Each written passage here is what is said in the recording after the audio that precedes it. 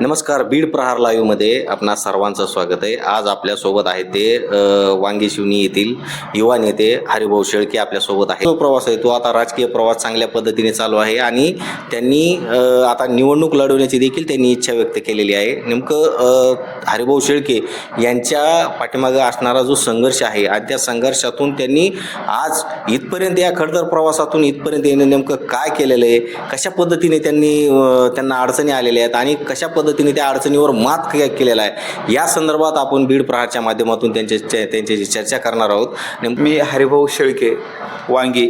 मी पहिल्यांदी बीड प्रहारचे अभिनंदन मानतो की माझ्यासारख्या गरीब व्यक्तीचे तुम्ही सोशल मीडियावर वगैरे पाहून मला तुम्ही इथं बोलवल्याबद्दल तुमचे बीड प्रहारचे आधी मनापासून आभार मानतो.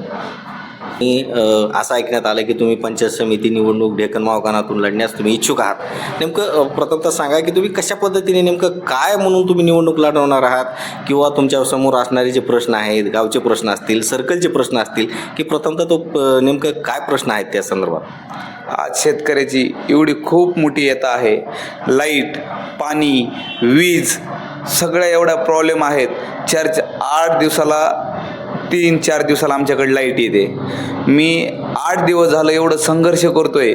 लाईट MSCB ऑफिससोबत असेल, परत इथं MSCB ऑफिसला काल दिवसभर MSCB ऑफिसला शिवणी सबस्टेशनला बसून गोरगरिबांची व्यथा 5-5, 10-10 मिनिटाला लाईट ट्रिपिंग होत होती. मी त्याच्यासाठी काल उपोषण केलं.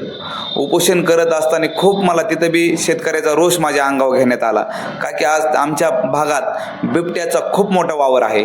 त्याच्यामुळं मी प्रशासनाला विनंती करून दिवसा लाईट सोडा. आम्हाला प्रशासनाचं पत्र आहे की शेतकऱ्यांना ही दिवसाच लाईट भेटली पाहिजे म्हणून पत्र आहे. म्हणून मी सगळ्या लाईट ऑफिसला, लाईट टॉपला म्हणलं, पर त्यांनी 2 दिवस माझ्या न ऐकले. पर मी त्याच्यानंतर तिथं त्यांच्या दारात जाऊन बसलो की काही करा, परिपत्रकानुसार लाईट सोडा. त्यांनी 4 दिवस त्यांची खूप परेशानी झाली. पर त्यांनी कालपासून सगळं नियोजन करून 8 घंटे शेतकऱ्याला लाईट देतात आणि शेतकऱ्या रस्त्याच्या व्यथात खूप. मी बी एक काय गरीबच कुटुंबातला आहे. मी स्वतः वांगी गावची खड्डे स्वतः उभा राहून मी माझे 2 म्हणजे इकडून तिकडून कष्ट करून त्या रस्त्याला लावलेत आणि ते खड्डे सगळे बुजून घेतलेत. मी स्वतः दगड उचलले, मुरुम टाकला आणि खूप शेतकऱ्याच्या व्यथात त्या व्यथा मांडण्यासाठी मी शेतकऱ्याच्या आणि उद्योगधंद्यावाल्यांच्या काही बी गरजा भागवण्यासाठी मी आंदोलन करायला, माझ्या जीवाचा त्याग करायला मी तयार आहे. आता या पंचायत समिती निवडणुकीला तुम्ही सामोरे जात आहे. नेमकं कोणते प्रश्न घेऊन तुम्ही जनतेसमोर जाणार आहात की जेणेकरून जनतेच्या अतिशय जिव्हाळ्याचे प्रश्न आहेत की जेणेकरून ते जनता तुम्हाला स्वीकारेल, असे कोणते प्रश्न आहेत की ते तुम्ही सोडवणार आहात. मी सगळ्यात आधी एक म्हणजे खेड्यापाड्यात रस्त्याचा खूप प्रॉब्लेम आहे आणि शेतकऱ्यांचं तर एवढंच खूप प्रॉब्लेम आहे. शेतकऱ्यांना लाईट नाही आहे. इकडून तिकडून मालटाल आपण इकडून तिकडून ते लाईट ठीक आहे आपण सॉल्व केला प्रॉब्लेम, पण माल जो येतो शेतकऱ्यांसाठी त्या मालाला आपल्या बीडला मार्केट नाही आहे. मार्केटसाठी व शेतकऱ्याची संघटना करून हा माल गुजरातला, मुंबईला किंवा पुण्याला कसा ग्रुप करून आपल्याला डिवायडेशन करून त्यांना 2 रुपये जास्त मोबदला भेटेल ह्याच्यासाठी मी पहिला प्रयत्न करणार आहे. आणि शेतकरी कांद्यावर पडले की कांदाच करतात किंवा ऊस केला की ऊसच करतात, असं न करता मोठ्याले गावगावमध्ये ग्रुप तयार करणार. ग्रुप तयार करून त्यांना एक पुण्याची किंवा मुंबईची जे व्यापारी वर्ग आहे त्यांच्यासोबत ते संलग्न करून त्यांना मार्केटिंगची माहिती हा प्रकार केला तर हा भेटेल. म्हणजे शेतकऱ्याचा ग्रुप करून हे 4 शेतकऱ्यांनी करा, हे 8 शेतकऱ्यांनी करा, असा मी पहिला एक प्रयत्न करणार आहे शेतकऱ्यासाठी की एका बाजूला पडले की एका बाजूला नाही पडून देणार मी त्यांना. किंवा तुम्ही कांदे करा, कुणी टमाटे करा, कुणी कोबी करा, कुणी ज्वारी करा, कुणी बाजरी करा, असं करून सगळ्याचं मी ग्रुप करून आधी शेतकऱ्यांना मी मुंबई, पुणे आणि गुजरात या मार्केटसोबत संलग्न करणार आहे आणि नागपूर ह्या मार्केटसोबत संलग्न करून त्यांचे मी सगळे प्रश्न सॉल्व करणार आहे. डेक्कन पंचायत समिती गणामध्ये सर्वात अतिशय महत्त्वाचा प्रश्न असणारा तो जनतेच्या जिव्हाळ्याचा कुठला प्रश्न आहे? जनतेचा जिव्हाळीचा हाच प्रश्न आहे की लाईटचा खूप आमचे सबस्टेशन म्हणजे बिडून लाईट जाते, पिंपळनेर, घाटसावळी, परत शिवनी 5 ते 6 सबस्टेशन एकाच लाईनवर आहेत. मी त्याच्यासाठी मोठं आंदोलन उभा करून किंवा एकनाथ शिंदे साहेबाकडे जाऊन, अजितदादा पवार साहेबाकडे जाऊन मी अजून एक जी मोठी 33 केवी लाईट आहे ही डबल 1-2 सबस्टेशनला अशी द्यावा म्हणून सगळ्यात मोठं आंदोलन उभा करणार आहे MSEB विभागाच्या समोर.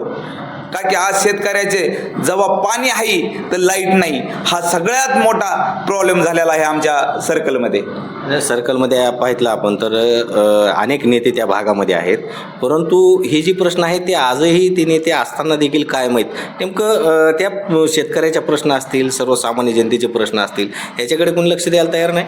काहीच नाही. निवडून येऊस तर ते येणार 4 दिवस बसणार, मला मतदान करा, हे करा, ते करा. ह्यांना काहीही कुणाचं गोरगरिबांचं घेणं देणं नाही. हा असं बोलतात हे मोठाले पुढारी, मी तर आता नवीन आहे, असं बोलतात पैसा फेकला की शेतकरी मॅनेज होतात, हे होतात, ते होतात, पैशावर जनता मॅनेज होती. पण हे सगळं चुकीचं आहे. पैशावर जनता मॅनेज होत नाही. त्यांच्या सुखादुःखात, त्यांच्या प्रॉब्लेममध्ये उतरलं तर जनता ही 100% मागं राहते. का की माझा अनुभव आहे, मी 2 वर्ष झालं मी संघर्ष करत आहे, त्या संघर्षाला गोरगरीब जनता माझ्या सोबत आहे हे मला 100% माहीत आहे. पैशावर इलेक्शनमध्ये भूल थापाला बळी पडत नाहीत, दारूला वगैरे बळी पडत नाहीत. जो योग्य उमेदवार आहे त्याच्या पाठीमागे जनता खंबीरपणे साथ देते हे मला तरी आज अनुभवलं आहे. की मी आज सर्कलमध्ये दौरा करत असताना खूप माझं कौतुक करतात, तू असं कर, मी आजपर्यंत गावोगावी कामं केले माझ्या, त्या बाबतीत सगळेजण खुश आहे, तुझ्यासारखा आम्हाला माणूस पाहिजे. आणि मी जर मला ह्या जनतेने स्वीकारलं तर अहोरात्र मी असा बी 2 वर्षापूर्वीच माझं हे देह हे मी खूप मोठ्या संकटातून बाहेर निघालो आहे. त्या संकटातून बाहेर निघत असताना ज्यावेळेस मला एका साधू संतांनी माझ्या खूप मोठा त्या संकटातून मला बाहेर काढलं, मी त्या दिवशीच निर्णय घेतलेला आहे. श्री स्वामी निर्मळनाथाच्या, भैरवनाथाच्या, गोरक्षनाथाच्या पावनभूमीत मी हे देह हे जनतेसाठी आणि साधू संतांसाठी सोडलेलं आहे. प्रवेश नेमकं कधी केलाय तुम्ही? मी मनोजदादा जरांगे पाटील यांच्यावर हल्ला झाला त्या दिवशी मी सगळं राजकारण सोडून दिलं. मनोजदादा पाटील यांच्या माध्यमातून मी गोरगरिबाची सेवा किंवा गोरगरिबाचे जे प्रश्न हे मांडत होतो. पण काही गोष्टी करत असताना काहीतरी राजकीय वारसा लागतो. मी उपोषणं केले, आंदोलनं केले, पण त्याच्यात मला सिम्बॉल नसल्यामुळे मला खूप प्रॉब्लेम आले. मला राजकीय दबावापोटी माझे काही आंदोलनं वगैरे मोडीच काढले. त्याच्यामुळे मला एका पक्षाचा कोणत्या तरी सहारा घ्यावा लागेल म्हणून मी अनिलदादा जगताप यांच्या माध्यमातून आमदारकीला उभा सेवा आज मांडत आहे शिवसेनेच्या माध्यमातून. अनेक पक्ष असताना, संघटना असताना नेमकं शिवसेना आहे ते निवडण्याचं नेमकं काय कारण? शिंदे साहेब हेच मुळात गोरगरिबासाठी आणि कार्यकर्त्यासाठी जगणारे आहेत. त्याचा मला त्यांचा खूप अभिमान आहे. का अभिमान आहे तर ते सांगतात मी जगतो हे कार्यकर्त्यासाठी आणि ह्या जनतेसाठी. म्हणून मी शिंदे साहेबाच्या पाय देऊन किंवा एक छोटा कार्यकर्ता म्हणून मी जे शिंदे साहेब, अनिलदादा जगताप साहेब हे मला आदेश देतील, माझा जीव गेला तरी मी मागे सरकणार नाही, ह्या गोरगरिबाची सेवाच करत राहणार. हा माझा शिंदे साहेबाला बी आणि गोरगरीब जनतेला आणि अनिलदादा जगताप यांच्या माध्यमातून ही गोरगरिबाची मला सेवा करायची एवढाच माझा एक शब्द आहे. आता पक्षामध्ये अनेक जुने काही कार्यकर्ते असतील, काही पुढारी असतील, त्यांनी देखील समजा पंचायत समिती असेल, जिल्हा परिषद असेल, निवडणुका लढवण्याची इच्छा दर्शवलेली असेल, परंतु तुम्ही आता नौकेच आहात समजा या पक्षामध्ये आणि पक्ष तुम्हाला तात्काळ लगेच पंचायत समितीची उमेदवारी देऊ शकतो. म्हणता जाणार जो माझ्यासोबत आहे ह्यांनी मागणी केली अनिलदादाला की आम्हाला असा हुतकुरू मुलगा पाहिजे आहे आणि ह्या हुतकुरू मुलाला तुम्ही तिकीट द्या. ही जनतेतून मागणी आहे, ही माझी मागणी नव्हती. जेव्हा जनता मला डोक्यावर घेऊन म्हणायला लागली की तू आता आमच्या सर्कलचं नेतृत्व कर, त्यावेळेस मी जनतेच्या समोर आणि मी काय अजून दादाला म्हणलो नाही, पण जनतेने दादापाशी मांडल्यामुळे दादाने मला असा शब्द दिला आहे की तू जनतेपुढे जाऊन त्यांचे प्रश्न सोड आणि मी तुझा 100% विचार करील. हा मला अनिलदादा जगताप जिल्हा प्रमुख शिवसेना यांनी मला शब्द दिलेला आहे. त्या राजकारणाच्या अगोदर नेमकी तुमची पार्श्वभूमी काय होती आणि नेमकं उद्योग व्यवसाय काय करत होतं, नेमकं कशा पद्धतीचं तुमचं जीवन होतं? माझं खूप संघर्षमय जीवन आहे. 2007ला मी 500 रुपये उसने घेऊन हे गाव किंवा बीड जिल्हा सोडून कल्याणच्या बसस्टँडला हमाली करत होतो आणि हमाली करत असताना 30 रुपये मी नाईटला हे करायचो, ड्युटी करायचो, 30 रुपये मला भेटायचे. त्या 30 रुपये सकाळी हा प्राईस आणि संध्याकाळी हा प्राईस खाऊन मी माझी उपजीविका भागवायची. मला 400 रुपये दिवसाची हजेरी. असं माझ्या वडिलाचं, माझ्या आईचं थोडं, वडील ड्रिंक करत होते, आईला डोक्याला फॅट लागली होती, बहिणीचं लग्न झालं, तर खूप कर्जाचा माझ्यावर डोंगर झालेला होता. त्या कर्जाचा डोंगर बाजूला ढकलण्यासाठी मी माझ्या शरीराची न काळजी करता अहोरात्र झटून ते बहिणीचं कर्ज, लग्नाचं किंवा आईचे गोळ्या, औषधं हे भागवण्याचं काम मी हमाली करून केलेलं आहे. आणि त्याच्यानंतर मंचरला 2000 रुपये महिन्यानी हॉटेलवर चहाच्या, तिथं पण 2 वर्ष मी काम केलं. शिक्षण संस्थेतून एक अनुभव म्हणून एक तिथून हे घेऊन मी यशकार, आपलं इथं बीडला यशकार होतं मारुती सुझुकीचं, तिथं पण गाड्या धुवायचं काम केलं. गाड्या धुत असताना मी मेकॅनिकलचं तिथं शिकलो, मला अनुभव आला. ते करत असताना माझ्यावर खूप अजून एक मोठा आघात झाला. वडिलांनी काही कारणास्तव किंवा त्यांच्या काय जीवाला पडलं, औषध पेले होते. औषध पेल्याच्या नंतर माझ्यावर 7-8 लाख रुपयाचा मोठा बोजा पडला. म्हणून मी परत अजून एकदा, मला बीड जिल्हा सोडायची आणि माझी वांगी गाव सोडायची मला वेळ आली. परत मी मुंबईला शिर्के कंपनीत 8,500 रुपये महिन्यानी काम करायची वेळ आली माझ्यावर. ते करत असताना मला आमचे पाहुणे मुंबईला होते, त्यांनी मला अशी लिफ्ट दिली. तिथं छोटे मोठे उद्योगधंद्याचे कामं दिले. उद्योगधंद्याचे कामं करत असताना स्वर्गीयवासी विनायक मेटे यांनी मला खूप तिथं मोठं बनवण्याचं काम केलं. करत असताना मी काशीफळ भोपळ्याचा व्यापार करायला चालू केला. त्या काशीफळ भोपळ्याचा व्यापार, काही गुत्तेदारी हे करत मी आज माझी इथवर जीवनकथा मांडली. त्याच्यानंतर मी असंच, मला एक जण म्हणले खडी क्रेशर टाकलं, तर तिथं मला कोरोनात सगळ्यात मोठा माझ्या जीवनात संघर्ष आला. मी 19 तारखेला, कोरोनाच्या टायमाला 19 तारखेला मी उद्घाटन माझ्या खडी क्रेशरचं केलं आणि 21 तारखेला लॉकडाऊन पडलं. 2 वर्ष माझे त्याच्यात गेले आणि परत 1 वर्ष माझे परमिशन वगैरे खडी क्रेशरचे काढाय गेले. 3 वर्ष खूप माझ्या 5-7 कोटी रुपयाचा माझ्या डोंगर झालता माझ्या कर्जाचा. मी फेडण्यासाठी आता काय करावं काय नाही म्हणून मी एक शेवटचं, आता हे कर्ज तर फेडू शकत नाही 5-7 कोटी रुपये. मी निर्णय घेतला की आता आपलं जीवन संपलंय. म्हणून मी एक नैराश्य होऊन एका लिंबाच्या झाडाखाली जाऊन बसलो होतो, आता लास्टच आपलं जीवन संपायचं म्हणून. पण आमच्या जिथले आमचे दादाजी आहेत, त्यांनी काय त्यांना कळलं असेल काय असेल मला माहीत नाही, पण त्यांनी मला बोलून घेतलं, तू काय, आणि ह्या गोरगरीब जनतेसाठी हे ध्येय सोडून दिलेलं आहे. हे ध्येय जवळ चलन तर ह्या गोरगरीब जनतेसाठी आणि साधू संतांसाठी हे मी निर्णय घेतलेला आहे. की मी बायकोला पण सांगितलं की बाबा जवळ माझ्याच्यानी जगणं होईल तर ह्या साधू संतांसाठी गोरगरिबासाठी मी जगल. ती बी म्हणली की तुम्हाला जे करा योग्य वाटतंय ते करा, मी तुम्हाला खंबीरपणे साथ द्यायला तयार आहे. अजून ह्याच्यापेक्षा काहीच, माझी बायको बी एक गोरगरिबातली, माझ्या बायकोनी पण खूप संघर्षातून आलेली, ती पण तिच्या वडिलांनी आत्महत्या केलेली. म्हणून मी पण जे मला दादाजींनी संदेश दिला की बाबा ती एवढ्या मोठ्या संकटातून आलोय, तुला आत्महत्या करून मारायचे, ती काय करेल. म्हणून मी आज हे गोरगरीब जनतेसाठी आणि लेकरा बाळाचा मी न विचार करता आज गोरगरीब जनतेसाठी ह्या साधू संतांसाठी जगत आहे. तुमच्या या संघर्षमय जीवनाच्या वेळी नेमकं तुम्हाला लिफ्ट कोणी दिली आणि कोण भेटलं तुम्हाला असं की जेणेकरून त्याच्यानंतर तुम्हाला चांगली उभारी मिळाली होती?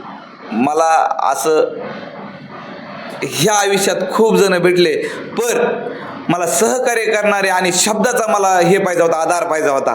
माझ्यापाशी कुणी येत नव्हतं. माझ्या गाडीला पेट्रोल टाकायला पैसे नव्हते. मी बीडमध्ये चलत फिरायचो. त्या टायमाला आमचे भवानीगडाचे अखंड नंदागिरी महाराज यांनी मला शब्दाचा आधार दिला. मी नैराश्यात न येता ते म्हणले, हे जे तुझं आहे ते मी माझं आहे म्हणून स्वीकारतो, तू इथून पुढे लोड घ्यायचा नाही. तेव्हापासून मी संघर्ष डबल माझा निर्माण केला आणि जनतेसाठी आणि माझ्या जे उद्योगधंद्यात मला बी खूप उभारी भेटली, ही फक्त साधू संतांमुळेच भेटली. मला खूप मोठी संघर्ष माझ्या त्या टायमाला माझे स्वतःचे नातेवाईक पण माझ्या जवळ नव्हते राहिले. फक्त साधू संतांमुळेच मी आज जिवंत आहे. म्हणून मी एक निर्णय घेतलेला आहे, साधू संतांच्या माध्यमातून ह्या गोरगरीब जनतेची सेवा करायची, एवढंच माझं ध्येय आहे. सध्या आता उद्योग व्यवसाय काय करताय आणि कशा पद्धतीने आपलं जीवनची वाटचाल चालू आहे? माझं एक छोटं स्टोन क्रेशर आहे.